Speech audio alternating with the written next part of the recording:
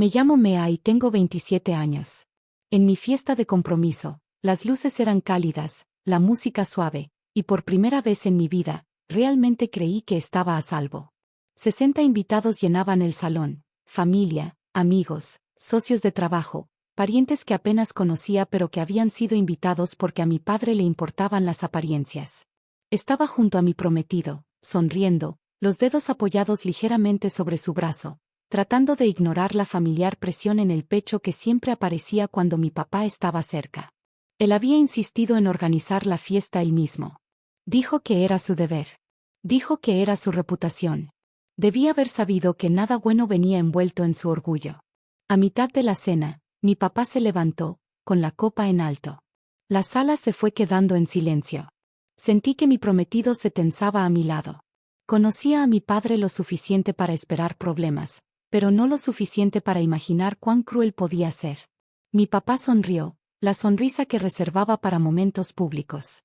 La que hacía que los extraños pensaran que era generoso y cariñoso. Luego dijo en voz alta y clara, para mi hija, que finalmente encontró a un hombre lo suficientemente desesperado. Las palabras cayeron como vidrios rotos. Por un segundo, nadie reaccionó. Luego lo escuché. 60 invitados aspiraron aire al unísono, un fuerte jadeo colectivo que dejó la habitación sin aire. Mi rostro ardía, pero mis manos no temblaban. Mi prometido comenzó a levantarse, con la ira reflejada en su cara, pero yo sujeté su brazo con firmeza, con calma. Negué con la cabeza una vez, todavía no. Mi papá se rió como si hubiera hecho un chiste inofensivo. Continuó, agregando ese tono familiar de preocupación fingida, el que había escuchado toda mi vida. Habló de lo difícil que era yo, de cómo ningún hombre querría a ella, a menos que no tuviera otra opción mejor.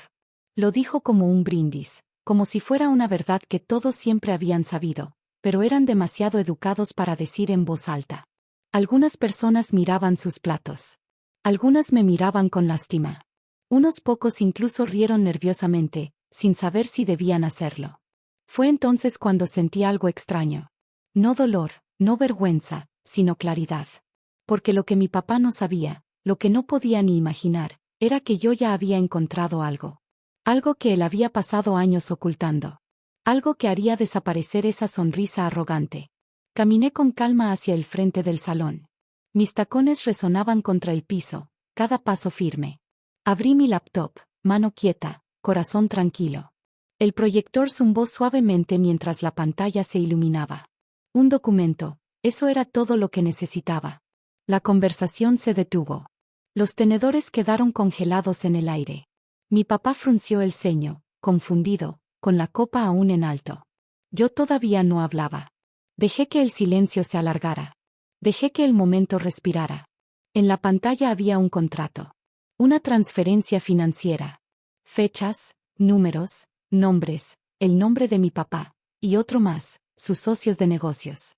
Vi cómo el reconocimiento se fue apoderando lentamente de la sala, pero sobre todo de un rostro. El socio de negocios de mi papá dejó caer su copa. Se rompió en el piso. Esta vez nadie se rió. Ese documento no fue un accidente. No fue suerte. Fue el resultado de años de ser subestimada. Años de que me dijeran que era demasiado sensible, demasiado emocional, demasiado débil. Años de escuchar en privado y ahora en público que ningún hombre me querría. Mi papá siempre había creído que yo era tonta. Que no notaría el dinero que desaparecía. Que no cuestionaría las llamadas nocturnas, las cuentas secretas, la manera en que mi herencia había sido desviada en silencio. Pero yo notaba todo. Al crecer, aprendí temprano que el amor de mi padre venía con condiciones. Las alabanzas eran raras. Las críticas constantes. Cuando tenía éxito, decía que era suerte. Cuando fracasaba, decía que eso probaba su punto. Para cuando era adolescente, dejé de pedir aprobación y empecé a observar, escuchar, recordar. Estudié negocios, no para impresionarlo, sino para entenderlo. Trabajé en silencio. Hice las preguntas correctas a las personas correctas. Y cuando finalmente encontré la verdad, no me apresuré. Esperé. La fiesta de compromiso no era solo una celebración, era cuestión de tiempo. Mi papá creía que tenía el control, que humillarme una vez más frente a todos me recordaría mi lugar. No sabía que mientras él preparaba su discurso, yo preparaba pruebas. Mientras practicaba ese cruel brindis, yo ya había planeado mi respuesta. Mientras la sala miraba la pantalla, yo lo miré a él. Al hombre que me crió rompiéndome. Al hombre que dijo que ningún hombre me querría. Por primera vez, él se veía inseguro, más pequeño, asustado. Y en ese momento comprendí algo poderoso. Esto todavía no era venganza. Esto era apenas el comienzo. La sala permaneció en silencio. Un silencio que presiona tus oídos hasta que tu propia respiración suena demasiado fuerte. Mi papá bajó lentamente su copa. Su postura confiada se quebró apenas un poco, pero suficiente para que yo lo notara. Por primera vez en mi vida, no me miró como si yo fuera una decepción. Me miró como si yo fuera una amenaza. Finalmente hablé, con voz calmada, firme, que se escuchaba en todo el salón sin esfuerzo. Expliqué lo que mostraba el documento, como los fondos de la empresa habían sido movidos a una cuenta privada, como mi herencia, el dinero que mi difunta madre había apartado legalmente para mí, había sido absorbido en silencio dentro del negocio bajo aprobaciones falsificadas. No levanté la voz. No acusé emocionalmente. Simplemente expuse hechos, fechas, firmas, números que nadie podía refutar. Mi papá intentó reírlo. Dijo que estaba confundida, que no entendía cómo funcionaba un negocio. Miró a su socio buscando apoyo, pero se detuvo porque su socio no lo miraba a los ojos. En cambio, el hombre estaba pálido, paralizado, como si el piso pudiera abrirse bajo él. Fue entonces cuando la sala lo comprendió. Esto no era un malentendido. Esto era real, susurró alguien. Otro invitado sacó su teléfono. Mi prometido dio un paso adelante, no para defenderme, sino para estar a mi lado. Apoyo silencioso, sólido e inquebrantable. Sentí su presencia como un ancla. Mi papá también lo notó. El hombre al que acababa de llamar lo suficientemente desesperado no estaba desesperado en absoluto. Era leal, fuerte, y observaba todo. Continué. Les dije que no había planeado hablar esa noche. Que solo quería celebrar el amor. Pero cuando mi papá eligió humillarme, decir en voz alta lo que me había susurrado toda mi vida, decidí que era tiempo de honestidad. Repetí sus palabras para que nadie pudiera fingir que no las había escuchado, ningún hombre la querría. La sala se movió incómoda. Decirlo de nuevo le quitó poder y se lo devolvió a él. Luego dije la frase que cambió todo. Caminé con calma al frente, abrí mi laptop y mostré un documento. Una onda recorrió a los invitados. Algunos asintieron, dándose cuenta de lo que acababan de presenciar. Otros miraron a mi papá con una mezcla de sorpresa y disgusto.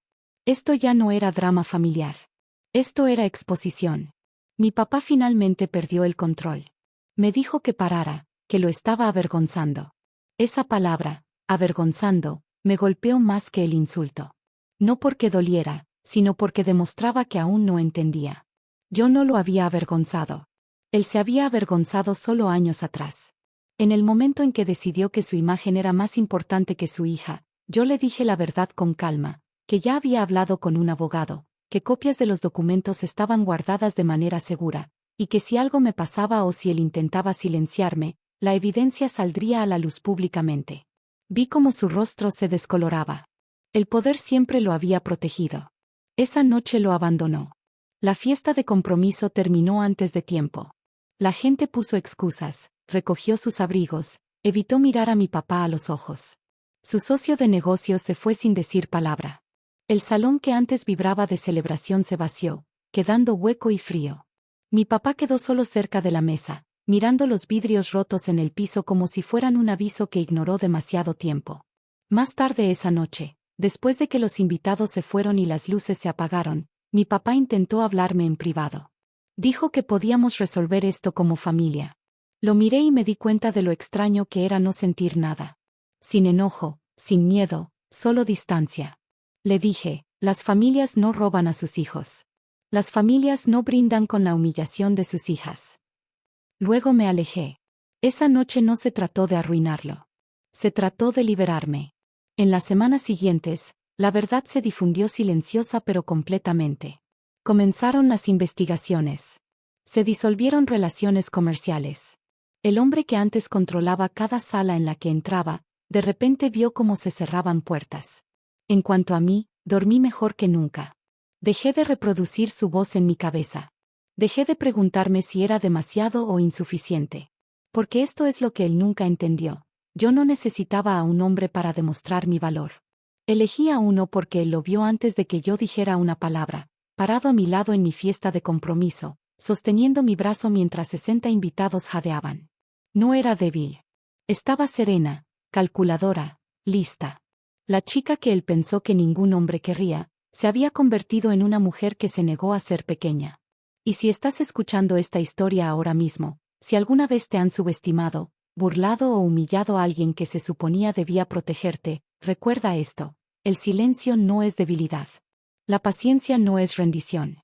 A veces, el momento más poderoso de tu vida llega cuando caminas con calma al frente, abres tu laptop y muestras un documento. Si quieres más historias reales de fuerza silenciosa, verdades impactantes y giros inolvidables como este, asegúrate de suscribirte al canal ahora. Porque algunas historias no solo entretienen, te recuerdan quién eres realmente.